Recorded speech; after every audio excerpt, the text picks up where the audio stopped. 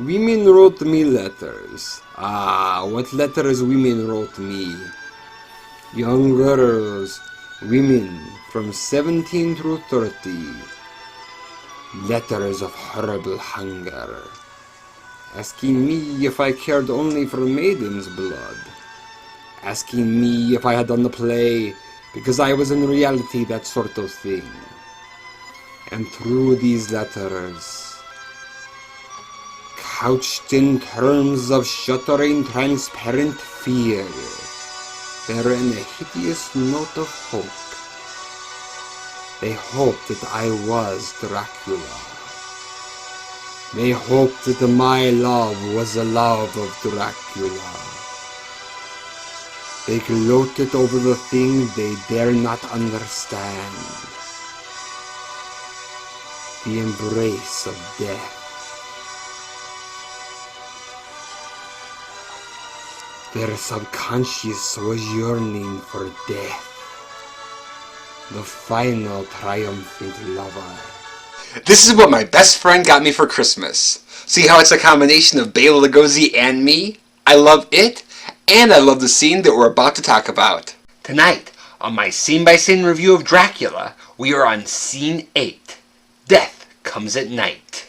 In this scene, Count Dracula takes the form of a bat and flies into Lucy's room. He returns to his human form and bites her on the neck and drinks her blood. Later, a group of doctors are examining her body and discover 2 marks on her neck. This is one of the most iconic scenes from the movie, and I think it is Bela Lugosi's greatest fighting scene.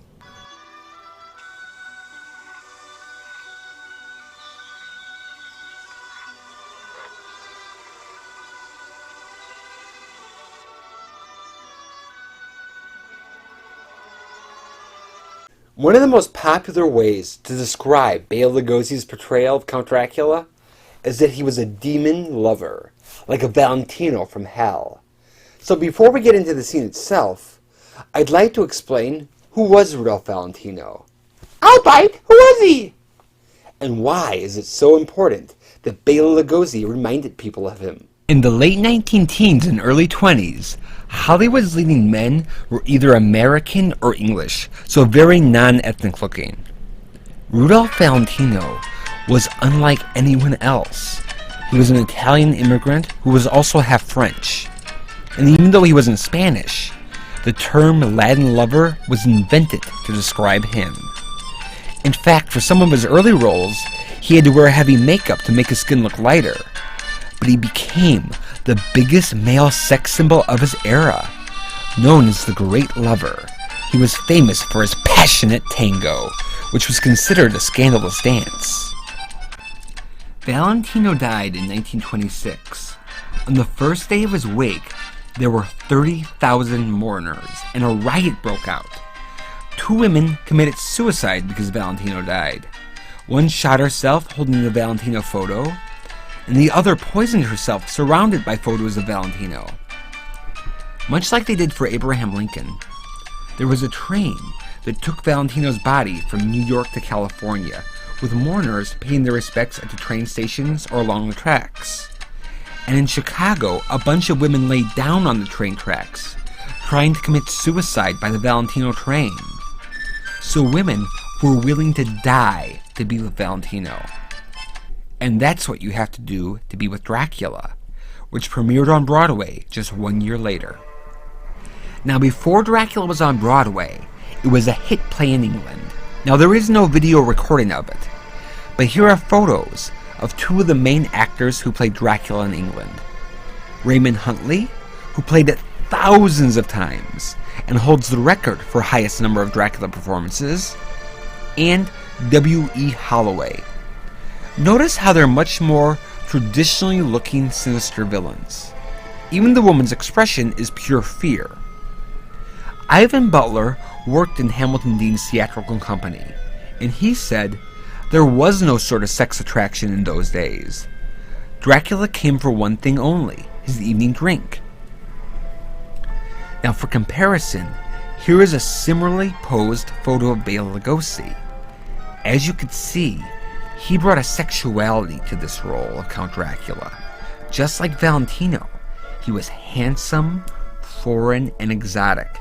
And like Valentino did with his tango, Bela Lugosi expressed his desire through his body language.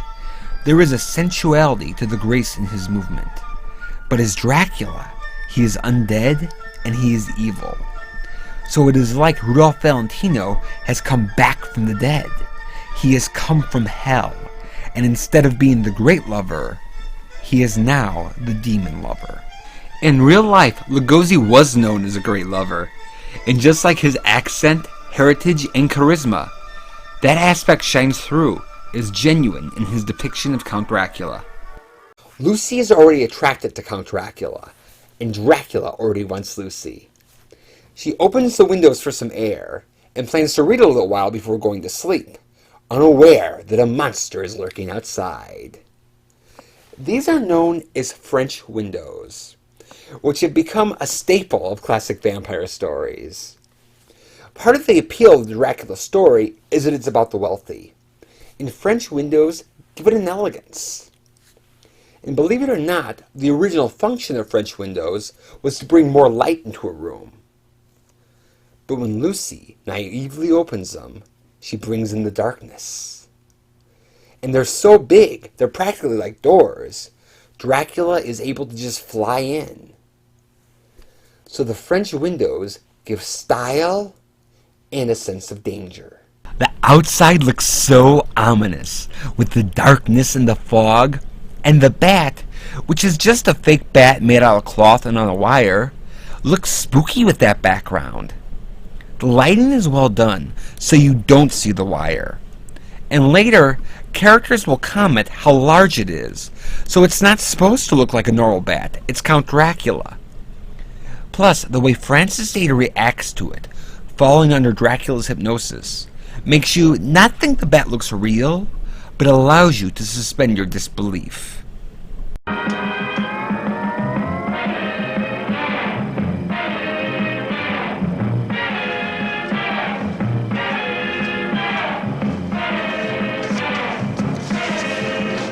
Boy, are my arms tired. Now, later Dracula movies, like Son of Dracula and Abbott and Costello Meet Frankenstein, will do more elaborate man-to-bat transformations, whereas this one just happens off-screen. But I think you'd be batty not to like it. Because in this movie, what makes Bela Lugosi so spooky is how believable he is. So I think an elaborate special effect, especially one from this era, would take away from that. Plus, it's more mysterious this way, because you're not really sure how he did it. Just like how earlier in the film, you're not really sure how he walked through the spiderweb. But no, this is no dream. This is Dracula, the original terrifying story of a maniac and a man who lived after death, lived on human blood, took the form of a vampire bat, and lured innocent girls to a fate truly worse than death. Dracula slowly moves in. His slow, strange movement suggests that he's undead, but his piercing eyes also suggest sexual desire. Now, when you love someone and they die, you still love them. I've seen people even kiss their dead spouse. Bela's portrayal rests in the idea, why couldn't it work the other way around? But as a vampire, there is only one way he could fulfill his desire, by drinking her blood. I think you can make the case that this is the most famous image from the movie. The composition reminds me of the painting The Nightmare by Henry Fuseli. Now, Dracula doesn't look like Mr. Ed, but with his black cape draped over him, he has just as much of a satanic aura. And Lucy has her arms stretched out, similar to the woman in the painting. After Dracula, Universal would also homage The Nightmare when Frankenstein's monster goes after Elizabeth in Frankenstein. When Dracula was filmed in 1930, it was the idea of this 500-year-old monster in a modern bedroom. The end of one decade always blends together with the beginning of a new one, so you get a 1920s feel too, especially with Frances Dade's flapper hairstyle and the fact that it's silent without any dialogue or music. And for me, this dated quality makes it feel more old and subsequently more haunting. Dracula's hand is clawed out, keeping Lucy in his hypnotic power. As he gets closer to her, it is romantic, and he is so handsome, especially for those who are already in love with Valentino. The shot ends before Dracula makes contact, and again, the actual bite happens off screen, but it's so effective here, because it kind of looks like he might give her a smooch. This could be the moment of her dreams. But the very next shot is Lucy's dead body in the hospital. Lucy was enchanted by Count Dracula. She wanted him, but to have him is to die. And as Lucy's body temperature goes from being warm and alive to cold and dead, the scene transitions from a warm and intimate bedroom to a cold and impersonal hospital. Notice from this camera angle, you can't even see the actors' faces. Another death. Dr. Seward, when did Miss Weston have the last transfusion? About 4 hours ago. An unnatural loss of blood that we've been powerless to check. And on the throat of each victim, the same 2 marks. I think the dialogue is spectacular here. You know, modern audiences have a pretty good general knowledge about vampires. But in 1931, it was, Lucy, you've got some straining to do. Things like marks on the neck and the body being drained of blood had to be explained to the audiences and treated like a big deal. And I love that quality, because these are groovy and spooky concepts. Well, would you like to play in any more mystery parts in the future? Yes, why not? I see it. Very interesting. But I would rather have it combined with some romance. It has a much greater appeal to the audience, and even the box office of the producers would gain more. While doing Dracula on stage, Bela Lugosi became a sex symbol. Carol Borland said that he was the most sexually attractive man that she had ever met in her whole life. And there was a period where Bela was getting more fan mail than Clark Gable, who was the biggest male star in Hollywood. Before making the movie, when Bela was doing the play Dracula in California, Clara Bow, who was a huge movie star and was known as the It Girl, was having a pool party, and she threw her mink coat on over her bathing suit and said, "Come on everybody, we've got tickets, we're going to the Bitmore to see Dracula." She was fascinated by Lugosi's portrayal, and the two had this grand love affair.